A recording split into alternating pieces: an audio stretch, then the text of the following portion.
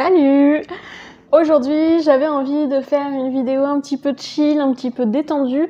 Contrairement à mes habitudes, j'ai même pas réfléchi à ce que j'allais vous dire précisément.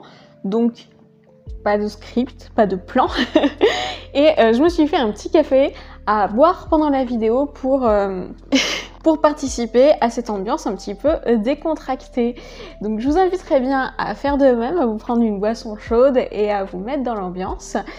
Aujourd'hui, j'ai envie de parler de mes choix en termes d'édition. Bon, vous le savez sans doute si vous êtes habitué à cette chaîne, ma passion dans la vie c'est l'écriture, j'écris des romans et la question qu'on se pose quand on a terminé un roman c'est qu'est-ce que j'en fais ? Comment est-ce que je fais pour le partager avec le monde? À condition évidemment qu'on en ait envie. D'ailleurs moi le tout premier roman en fait que j'ai terminé, qui faisait à peu près 50 000 mots, je l'ai jamais partagé avec personne parce que je l'aimais pas, je trouvais qu'il y avait trop de défauts, qu'il aurait fallu le retravailler et j'avais pas du tout envie. Genre j'ai commencé et en fait j'étais plus désespérée par l'ampleur du travail qu'autre chose. Et juste après, j'ai eu une idée qui m'a popé dans la tête sur laquelle je me suis précipitée, c'était Le Sanctuaire perdu. Et donc, les gens qui me lisent savent que Le Sanctuaire perdu, c'est le premier roman que j'ai partagé. Il est sur Wattpad. Donc, un des premiers moyens lorsqu'on veut partager son roman avec le monde, c'est de le publier sur Internet et de l'offrir gratuitement à un lectorat qui va pas payer pour le lire, mais qui va par contre nous donner des encouragements, partager son avis, bref. Sa façon de nous remercier d'avoir partagé l'histoire, c'est de poster des commentaires et d'être trop sympa. Donc vous voyez que j'aime toujours beaucoup Wattpad, je trouve que c'est très gratifiant. Mais on peut avoir envie aussi de passer par l'édition. Il y a le plaisir d'avoir son livre écrit et imprimé, et puis la volonté de toucher un autre public que celui de Wattpad. Parce que par exemple, moi j'ai beaucoup de gens dans mon entourage qui me disent qu'ils ne peuvent pas lire sur un écran d'ordinateur. La perspective de lire sur Wattpad, il y en a qui font des efforts pour me faire plaisir. Ils ont été lire des histoires que j'avais publiées sur Wattpad, mais plutôt Piégé par la nerd, qui est une histoire assez courte. Mais lire un roman de taille quand même, de bonne taille, sur l'écran d'ordinateur, ça leur fait pas envie. Il y a beaucoup de lecteurs qui ne vont pas du tout se tourner vers Wattpad. Donc, on a aussi envie d'écrire pour eux. Et puis, il y a le plaisir d'avoir vraiment un livre papier, et ça, on va pas se mentir, c'est quand même quelque chose, de l'avoir en physique. Surtout que, il y a toujours ce rêve, après, de voir son livre en magasin, de voir des gens qu'on ne connaît pas l'acheter, et puis...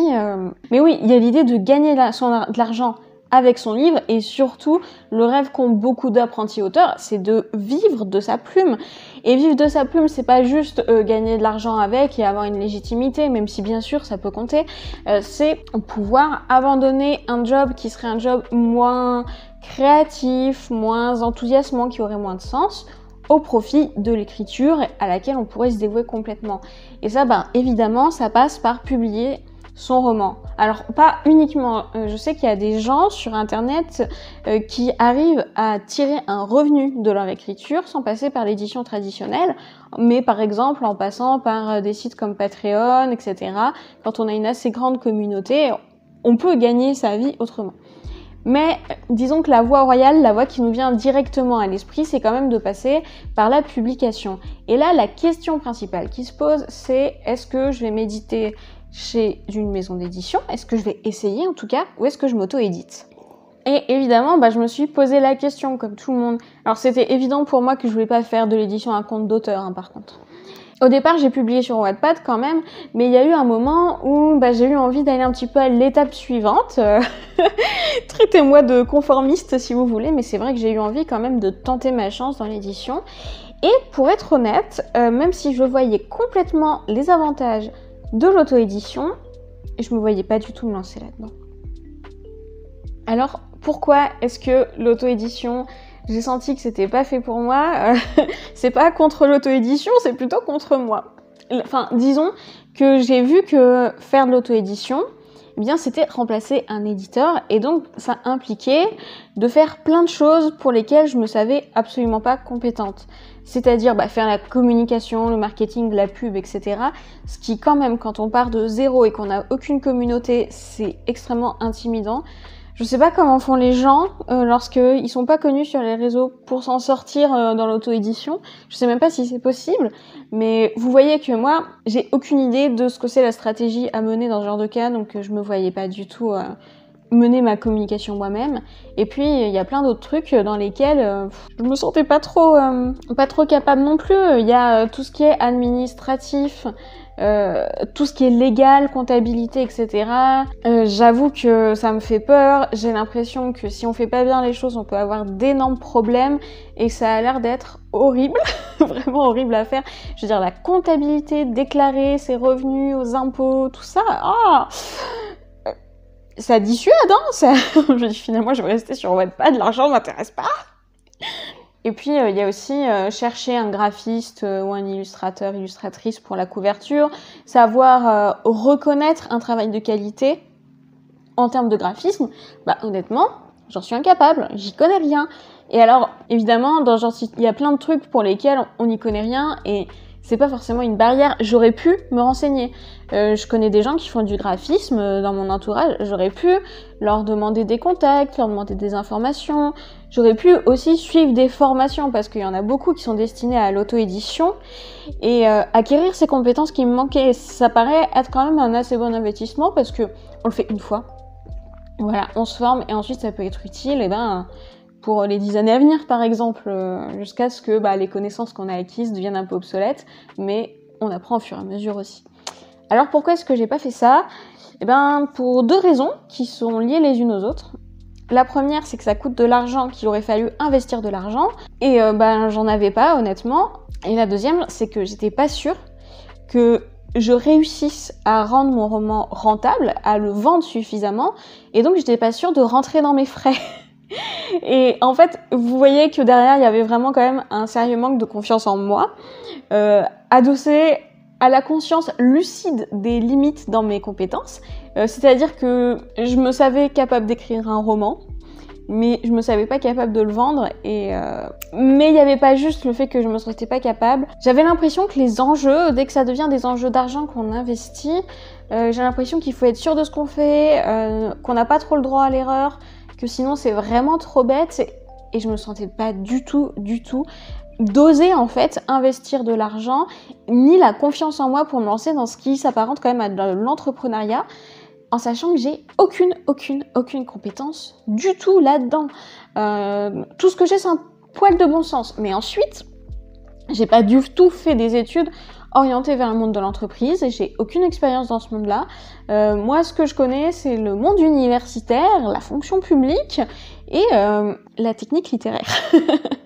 donc, je me suis dit qu'il valait mieux passer par les maisons d'édition parce que c'était pas moi qui prenais le risque économique et que en fait, si jamais mon roman avait pas ce qu'il fallait pour toucher un lectorat, en fait, on me le signifierait parce qu'aucune maison d'édition voudrait m'éditer.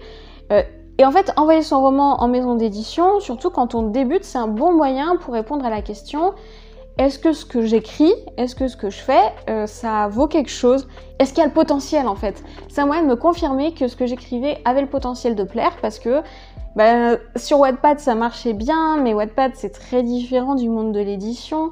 Les gens sont quand même beaucoup plus bienveillants. Du coup, me faire éditer par une maison d'édition, c'était un moyen de gagner un petit peu en confiance et en assurance. C'est pour ça que je me suis directement tournée vers les maisons d'édition et je me suis dit, si aucune maison d'édition ne m'édite, hors de question d'aller me faire auto-éditer. Parce que moi je pense que vraiment l'auto-édition ça doit pas du tout être une solution de secours en cas de refus des maisons d'édition. C'est pas les maisons d'édition qui me refusent, c'est moi qui les refuse. C'est moi, pas moi mais l'auteur, vous voyez ce que je veux dire. C'est l'auteur qui dit non, les maisons d'édition, ce qu'elles m'offrent ça m'intéresse pas, donc je vais me lancer et je sais que j'ai le potentiel, mon livre a le potentiel de plaire. Lorsque j'ai envoyé mon roman en maison d'édition, que je l'ai soumis, je me voyais pas du tout capable de réussir en auto-édition. Pourtant, pour être honnête, l'auto-édition, j'y pense, ça me tente de plus en plus et je continue à penser qu'il faut que j'acquière certaines compétences. C'est-à-dire que si jamais je me lance en auto-édition, il va bien falloir que je fasse des formations, que j'apprenne ce que je sais pas encore parce que j'ai pas envie d'improviser. Mais je me sens de plus en plus en confiance à l'idée de me lancer, d'investir un petit peu d'argent. Alors j'imagine que ce serait pas des investissements énormes au début. Tout ça pour dire qu'il y a quand même des choses qui m'attirent dans l'auto-édition. D'abord, il y a le fait évidemment que dans l'auto-édition, les auteurs ont un meilleur pourcentage sur les ventes des livres, bien meilleur que dans l'édition traditionnelle. Et donc, à volume de vente égal, voilà, il faut faire l'hypothèse qu'on vendra autant en auto-édition que on l'aurait fait avec une maison d'édition traditionnelle, on gagne plus d'argent. Et donc, gagner plus d'argent égale potentialité de se professionnaliser. Alors moi, je me vois pas me professionnaliser totalement. J'ai des tas de contraintes, de toute façon, qui m'empêchent d'abandonner mon job actuel, voilà. Mais je pourrais caresser le rêve de me mettre à mi-temps dans mon job salarié pour pouvoir passer un petit peu de mon temps à écrire dans une optique vraiment professionnelle. Mais ça, évidemment, ça demande d'avoir des revenus quand même conséquents à partir de l'écriture. Donc voilà, quand je fantasme un peu, c'est ça que j'imagine. Et puis il y a d'autres trucs, en fait, il y a le fait que j'aimerais bien moi-même faire ma communication. J'aimerais bien faire la pub de mon roman, avoir vraiment la main là-dessus et pouvoir être à 100% dedans. Parce que les maisons d'édition, elles vendent plein de livres différents. Du coup, je pense que la personne qui va faire les personnes qui vont faire la promotion de mon roman qui va sortir là ce printemps, elles y seront pas à 100%, c'est normal. Et je me dis, j'aimerais bien pouvoir vraiment, moi, être à 100% dans la promo de mon livre et faire ce genre de choses. Et puis, il y a tout ce qui va avec, choisir la couverture. J'avoue que ça commence à me faire un petit peu envie. Et ce qui s'explique par le fait que mon roman que j'ai envoyé en maison d'édition au printemps dernier, il y a une maison d'édition qui l'a accepté, on est en train de faire le travail éditorial ensemble, etc. Je me projette un petit peu dans tout ça et je me dis, j'ai vu ce que c'était de le faire avec une maison d'édition, c'est fun, mais je me dis, est-ce que ce serait pas encore plus fun de le faire complètement moi-même, à condition évidemment de savoir où je vais, parce que se lancer dans un truc où on n'est jamais sûr de ce qu'on fait, etc., ça peut être désespérant et puis ça peut être la porte au burn-out, vous savez. On n'a pas les moyens d'atteindre ses objectifs correctement, du coup on se fatigue, on fait beaucoup d'efforts et on n'atteint pas ses objectifs, c'est démoralisant. Vous voyez un peu l'idée. Et puis, plus le temps passe, plus je me dis que j'ai envie en fait d'apprendre tout ce qui est autour du marketing digital, du fait de vendre son roman et tout ça. C'est des sujets qui, étonnamment, m'intéressent. Comme je vous ai dit, moi, j'ai pas du tout étudié ça dans mes études supérieures, ni même avant. Hein. Et je pensais que ce serait vraiment pas mon truc. Et là, j'ai déjà un peu des débuts de connaissances. En m'enseignant sur internet, je lis des articles et puis je regarde surtout des chaînes YouTube et je me dis j'ai envie d'acheter des livres un peu plus professionnels et d'apprendre tous ces trucs parce que je trouve ça assez amusant. Et puis un des autres intérêts du fait de s'auto-éditer comme ça en auto-édition, c'est aussi qu'on a un compte rendu un petit peu en temps réel de ses ventes parce que là c'est sûr que quand mon roman est même pas encore sorti mais je saurais pas du tout pendant un long moment si ça se passe bien.